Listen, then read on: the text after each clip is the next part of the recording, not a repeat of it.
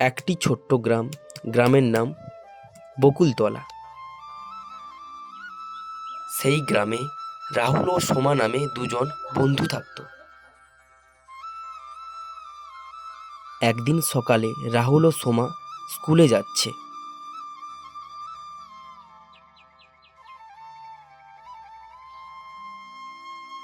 রাহুল দেখল সোমা খুব চুপচাপ আছে।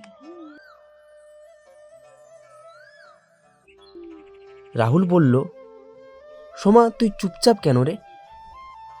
সোমা বলল যে, আরে না রে, এমনি রাহুল।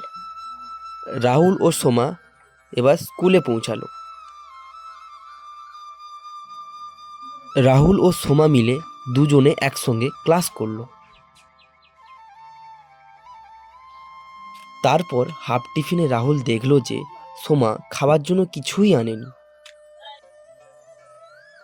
রাহুল বলল, ও তখন এই জন্যই তোর মন খারাপ ছিল। রাহুল তার হাফ খাবার সোমাকে দিল। এরপর রাহুল সোমার দিকে তাকিয়ে একটা মিষ্টি হাসি দিল। মিষ্টি হাসির কারণে সোমার মনটা ভালো হয়ে গেল। পর তারা দুজনে স্কুলের মাঠে খেললো। তখন শিক্ষক বলল যে, দেখলে তো রাহুল, তোমার একটা মিষ্টি হাসির কারণে সোমার মনটা কত ভালো হয়ে গেল। তারপর স্কুল ছুটি হলো এবং তারা বাড়ির দিকে রওনা হলো।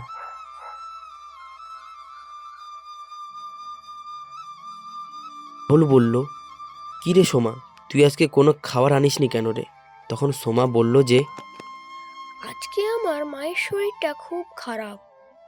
রাহুল তখন বলল, তুই যেদিন খাবার আনবি না সেদিন আমি আমার খাবারটা দুজনে ভাগ করে খেয়ে ফেলবো। তাহলে এই গল্প থেকে আমরা জানতে পারলাম যে একটা ছোট্ট মিষ্টি হাসির কারণে কারুর সারাদিনের মন খারাপ ভালো হয়ে যায়।